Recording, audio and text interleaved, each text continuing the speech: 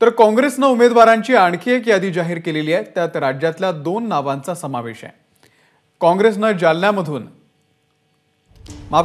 धुळ्यामधून महायुतीकडून भाजपचे डॉक्टर सुभाष भामरे हे रिंगणामध्ये आहेत। त्यामुळे धुळ्यामध्ये त्यांच्या विरोधात डॉक्टर शोभा बच्छाव यांना काँग्रेसने उमेदवारी दिलेली आहे। तर जालन्यामध्ये काँग्रेसने कल्याण काळे यांना उमेदवारी दिलेली आहे। जालन्यामध्ये महायुतीकडून भाजपचे केंद्रीय रेल्वे राज्यमंत्री रावसाहेब दानवे हे निवडणुकीच्या रिंगणात आहेत।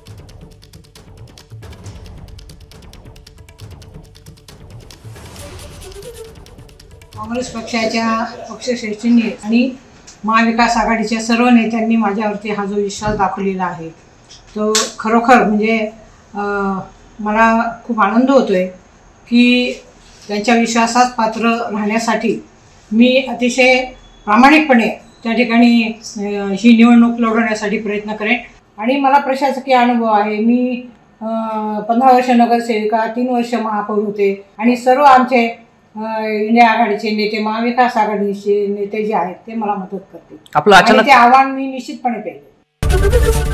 एबीपी माझा, उघडा डोळे बघा नीट।